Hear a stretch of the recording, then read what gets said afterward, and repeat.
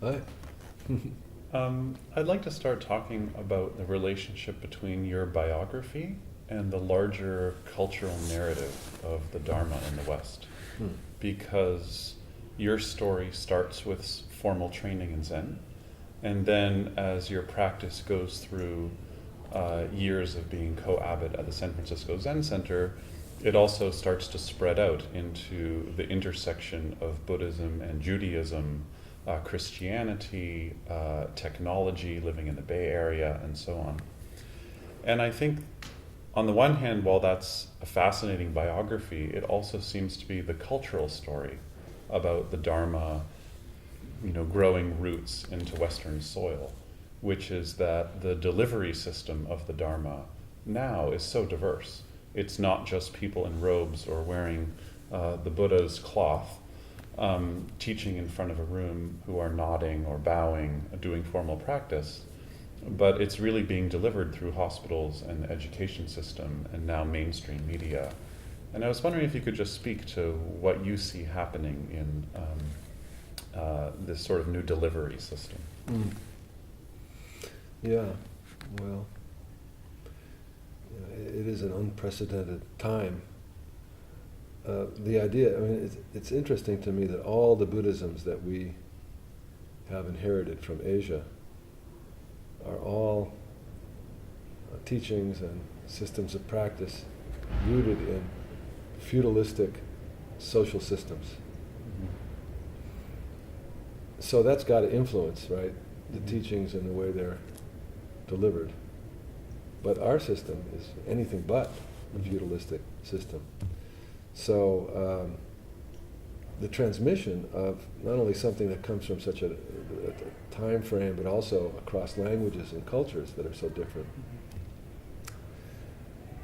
makes the Buddhism that we're receiving a completely different thing than what it was then.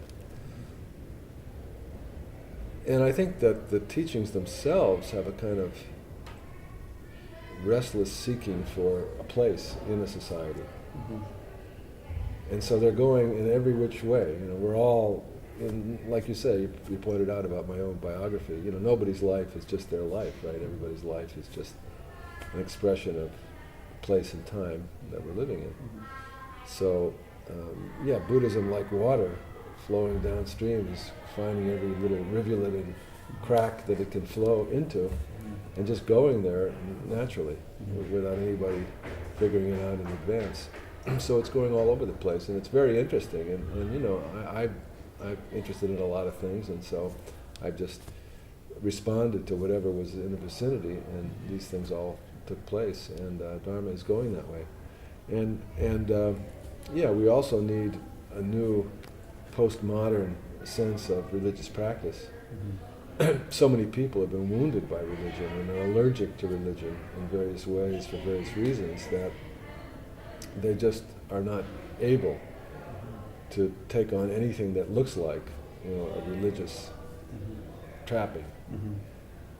But they're interested in professional training, and they're interested in opening their hearts, and they're interested in their own mental health, and they're interested in helping other people. And so Buddhism answers all these needs and provides a way for people to increase their ease and their skill. So I think it's kind of interesting, isn't it, the way it's going all over the place.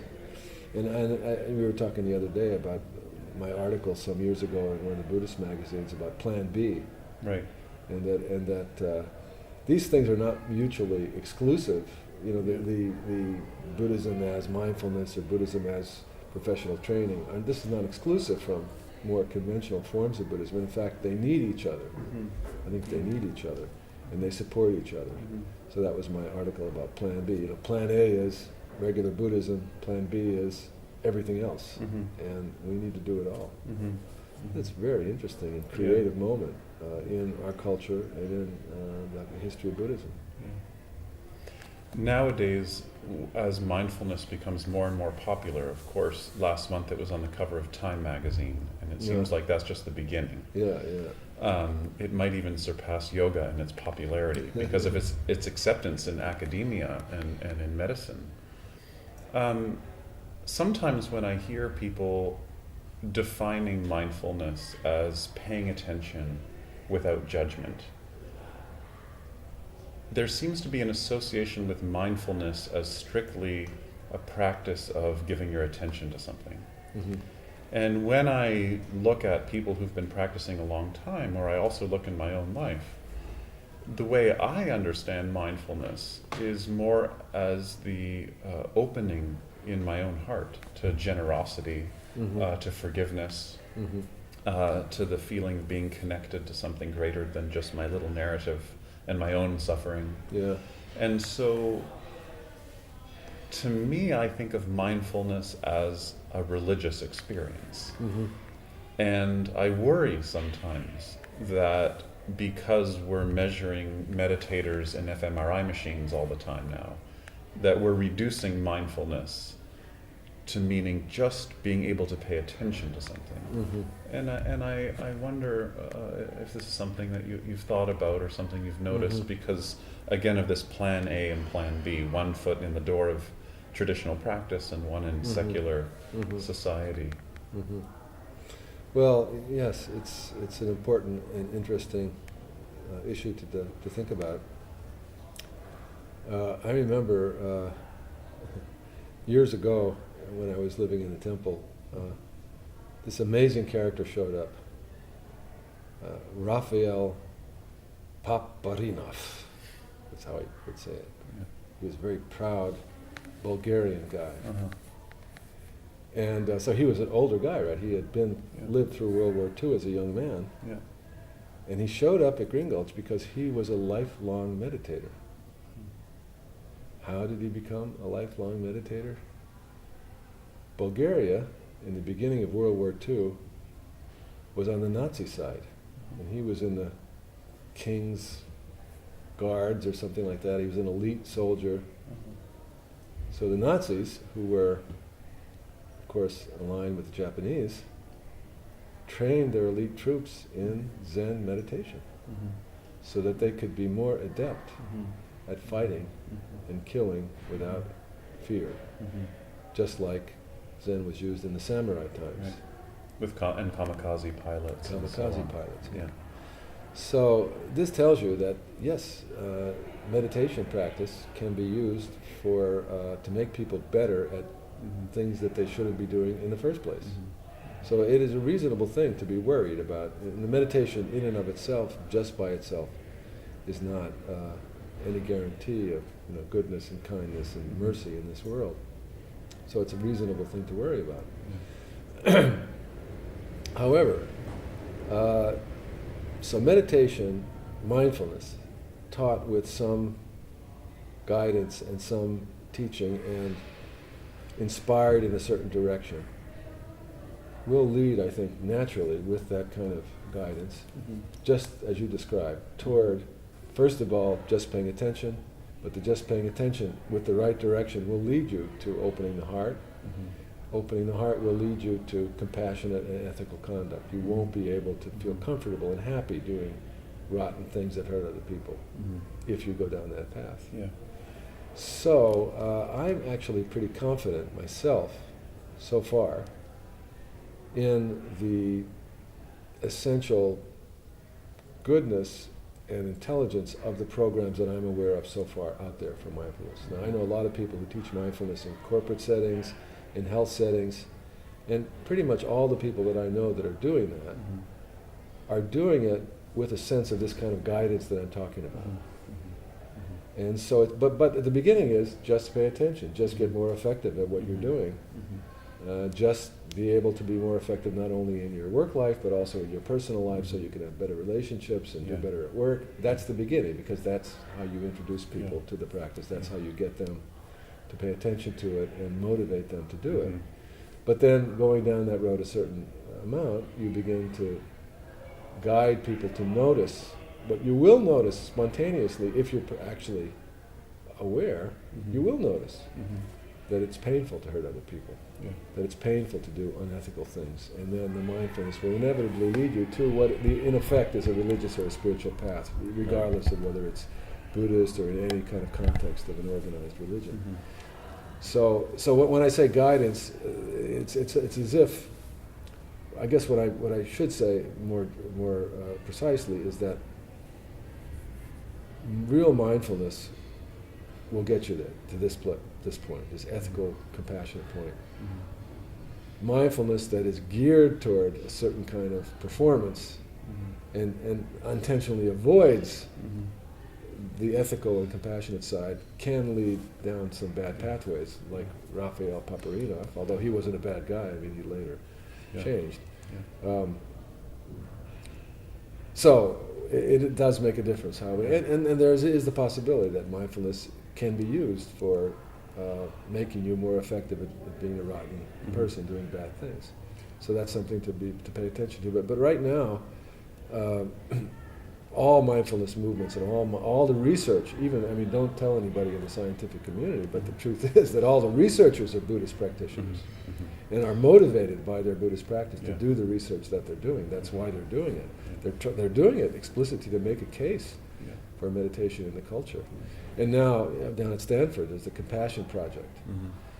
And this is now, compassion itself is becoming the successor, really, to mindfulness, or the entrainment, being trained to mindfulness as an adjunct to it, so that these things are all becoming one thing. The health benefits of compassion, the effectiveness of compassion, and all that is now part of the equation. So then, how do you define mindfulness when you define it? When you know, so for example, I heard John Kabat-Zinn speaking recently saying mindfulness is a placeholder for the entirety of the Buddha's teachings. And that surprised me. Because usually you don't hear it articulated like that among the scientists. But when you're teaching, how do you define mindfulness? Well, probably that's new for John, I'm guessing. That in his early books, he did have a very good working definition of it, which had to do with, I think it was something like paying attention on non-judgmentally on purpose, something like that. He wouldn't have said that early, but now maybe he's saying, because I think that reflects his, like everybody, he's in development and changing, and that probably reflects his recognition that compassion and ethical conduct is inevitably part of mindfulness if mindfulness is really developed fully. To be honest with you, in my thinking and practicing and sharing Buddhism with other people, mindfulness is not a term that I use that much. Mostly I'm talking about presence. Presence and full engagement with life in this moment. And that's how I would view mindfulness. Presence and full engagement with life in this moment, which inevitably does involve one's feelings, emotions, one's relationships with other people, and one's conduct in ethical life. As you know, in Soto Zen, precepts are at the heart of our practice. And precepts are not viewed just as ethical guidelines, do's and don'ts of conduct. They're viewed as enlightenment itself, awakening itself, being present in this human life as it really is, involves our loving connection to other people, which involves our wanting to help and not hurt, our wanting to take care of our conduct so that we don't do harm to other people, and so on and so on. So I think that's, to me, all of that, I would agree with John if he says it's a placeholder for all the Buddhist teachings. I think that's right. Sometimes people are in such tremendous pain that they don't have the faith or the confidence that they can bring this kind of intimate engagement of, this meeting point of their body and what they're actually feeling. And there are longtime practitioners who sometimes turn away from practice because the pain is just so heavy. And then there's some people who are so terrified by this kind of woundedness that seems to just go on and on and on and on in their life. What brings people who are deeply in pain to the point where they can say, yes, I'm actually going to be intimate with this energy. Mm. Well, I think it's support of others. Mm. Nobody can do this on their own. Mm-hmm. You know, when I was living in the residential community of Zen Center, I used to always feel that there was a healing power in just being in the community. Mm-hmm. So we would sometimes get, really disturbed people showing up, Yeah. and we were not able to really do anything. We didn't have therapists on staff, or Yeah. we didn't. People had to just do the schedule and do the work, Yeah. and do the practice, Yeah. and that was all we could offer them. And it often wasn't enough for them to heal. But what we could offer them in addition to all that was just the feeling of being in a community where people accepted and understood the condition that they were in. Maybe they didn't know how to heal them, but they understood that this was a condition that human beings can be in. It was not something shameful, it was not something horrible, and there was a kind of loving recognition of this and support in that, in the community. So you can't separate the community support from one's personal practice. Yeah, that's They- right. these are And I key think words. that, and I think part of the pain and part of the reason why we suffer on and on and on is our sense of isolation and our loneliness. I think if you have the feeling that you are supported and that you are known by others who do understand and do care, that's 50% of your healing. Yeah. And I think, therapy, I think, is effective because in the end, you feel like your therapist knows you and cares about you and loves you in some way, Mm-hmm. supports you. Mm-hmm. And it's that promotes, I think, as much as whatever skillful therapeutic interventions there are, it's the fact that a therapist, supports you and cares about you. That's 50% of the healing. Yeah. And if you can be, and in the world at large, people are so scared and confused by human pain that you don't get that feeling from, the average human community. Yeah. Yeah, at the end of his life, Freud, when he was living in London, he wrote a paper about narcissism. Mm-hmm. And in the paper, which is often not read, he says that what's healing is not clever interpretations or the understanding of the transference or counter-projection in relationship. What's healing is just relationship. Mm-hmm. And that would bring people to a place where they could bear their unhappiness. Mm-hmm. And a lot of people just take that first part, or that second part, which is, is the goal of therapy really just to bear one's unhappiness? Isn't it joy, Mm-hmm.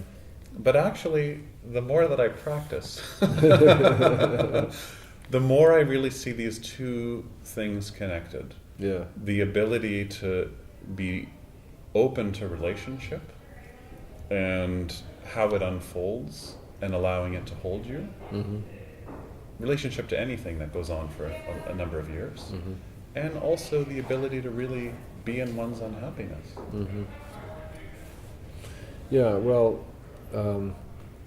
I think that what we mean by pain or unhappiness in the end really is the isolation and the loneliness. Mm-hmm. If we feel involved in, held by, embraced by relationship,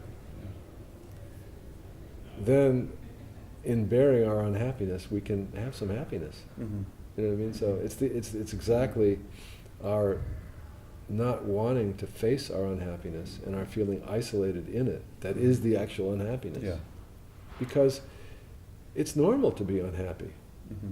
You know what I mean? It's normal to be, to me, if I hear somebody saying that they're in despair or they're depressed or they're unhappy, in their lives or worried about the state of the world, I always feel, well, that's normal. That makes sense. Yeah. Not to see those things and feel them from time to time seems to me quite unhealthy. Yeah. For somebody to be chipper and joyful seems like, well, what's wrong with him? Yeah. Because that doesn't make sense. Yeah. People are dying, people are suffering. How could you Yeah. not care? How could you not be upset? Yeah. Look at the condition of our societies and Yeah. so on and so on. So, but to know that you're connected to others, and to know that these kinds of moments of unhappiness are normal and are bearable, and are even beautiful, because what are they if not the index of our caring, right? If I'm unhappy and brought down by your suffering, it means that I care about you. So I might be, in a glum mood because I'm contemplating your suffering, but I'm happy Mm-hmm. that I care enough to be in a glum mood over your suffering. So actually, there's a paradox there. Yeah. And happiness is not, clicking one's heels and dancing around all the time. Yeah. Happiness is caring and seeing Yeah. our lives. That, to me, that's what makes us really happy. That's a beautiful definition of happiness, because there's something about the way happiness is being used nowadays that I get a little uncomfortable with, because, a century ago, just after Victorian times, the thing a lot of people suffered from, especially women, was being told they should always be good. Yeah. It was like the oppressive mantra Yeah. is that you should be good. Yeah. We can just look at our parents or grandmothers, and see this kind of pressure of needing to be good. And I feel the new mantra that's unconscious in the culture is that you should be happy. Right. It's like this carrot that's being dangled, and people are saying to themselves, well, maybe my unhappiness is not something to drop into. Maybe that's not the path, because I'm supposed to be happy. Right, right. So I've been thinking more lately of happiness being the byproduct of practice, rather than the goal of practice. The goal of one's spiritual life is freedom, which doesn't seem to be dependent on a feeling, happy or unhappy. That's right. Yeah, I think that's right. I think you want to be able to appreciate fully, and be able to make use of for the unfolding of your life, whatever it is that's going on in your life now. Mm-hmm. Mm-hmm. And there's no restriction on what that could be or should be. The way I understand the teachings on the afflictive emotions is that they all basically source from the inability or the lack of vision to be able to do that. So to do what exactly? To be able to embrace whatever it is that's going on in your life as the path. Right. So feelings like compassion, sorrow are not afflictive emotions. Mm-hmm. Hatred, anger, greed, those are afflictive emotions, and I think they all source from our inability to connect and accept our human condition. So in a way you could say the main problem with afflictive emotions is that they obscure the path. They obscure that's your right. life. Afflictive emotions are all efforts to distract ourselves or remove ourselves from the fact of life. Mm-hmm. The fact of life, I think, is always healing, even when it's difficult, even when it's an unhappy moment. There's a healing in really being in your life. Mm-hmm. And I think all the afflictive emotions are really, the root of them is ignorance, right? Mm-hmm. I can't and won't be in my life. I've got to find another energy to spin me off into another direction. So I'll be envious, I'll be greedy, I'll be angry, I'll be hateful. And that's not, we're missing the moment of our lives when all those emotions are exactly about bouncing us off from where we are. Yeah. So it's not about feeling good, Mm-hmm. because feeling good doesn't go very far. When we're sick and dying, we're not going to be feeling good, and practice doesn't end when that becomes the case. Yeah. Practice deepens and broadens when that's the case. Yeah. So it includes all of that, I think. When I was in Japan, I met a priest who was also a fabulous potter, and one day he said to me, "You live in America?" I said, "No, actually I live in Canada." And he said, "The future of Zen is in America, but not the spirit." And so I said to him, "Well, what's the spirit of practice?" And he said, "Modesty." Wonderful. What's your take on this? Yeah. Because it's interesting when we're talking about Buddhist practice coming alive in our culture and everybody using it to pay attention or to be more present at work. The spirit of the practice that I really felt in Japan was this combination of modesty and warmth. Yeah. Even in the most formal monasteries, there was something really warm in a sense that you were with family. Yeah. Well, it's wonderful that you were able to feel that, because a lot of people who go to Japan and experience Buddhism there don't feel that. But I think that is, I agree with you. I felt that also in Japan, and I do feel like that is the essence of Japanese Buddhism, is modesty, humility. I use the word humility. Humility and warmth. That's right, absolutely. Yeah, and I guess maybe what that priest was commenting on was the overly enthusiastic, bordering on arrogant American approach to almost anything, including Buddhism. So I agree with him, although I wouldn't say that spirit of modesty or humility isn't in American Zen or Canadian Zen. Certainly it is in the places where I practice. And I think it will become, as the practice matures, it is becoming more and more the case. I always say, when I ordain priests, I always tell them there are 3 practices for a priest, but actually it's 3 practices for everybody. But when you're a priest, it's very explicit. The first practice is see everybody as Buddha. Every single person that you meet, you should understand that person is the Buddha, there to inspire you and teach you. Second, help everybody. Do whatever you can to help all the time. And third, be humble. Because I do feel like this sense of humility in relation to one's own life and abilities is essential to the practice, to any spiritual path. So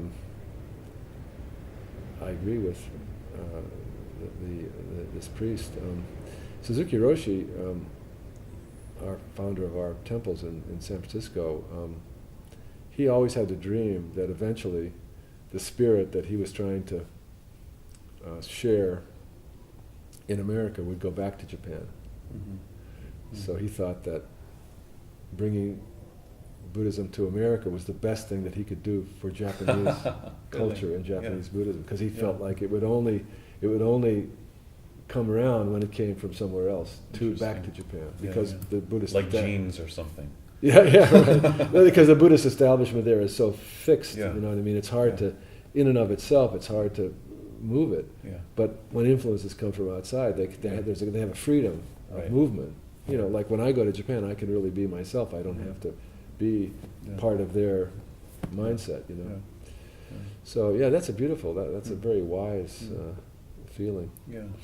It reminds me of my teacher is a wonderful person, and he wrote a wonderful, recently in the newsletter of his center, he wrote a wonderful poem that he gives every year, a poem on the Memorial Day of his teacher, who was Suzuki Roshi. And I read that, it was so beautiful, and I said, I'm so happy that I don't have to have memorial services for my teacher. Because he's alive. And I'm lucky in that way, at my age, that my teacher can still be alive. But once I really pissed him off. I didn't mean to, but I pissed him off because I said, in talking about him, I said, well, he never taught me anything. And that was the great thing.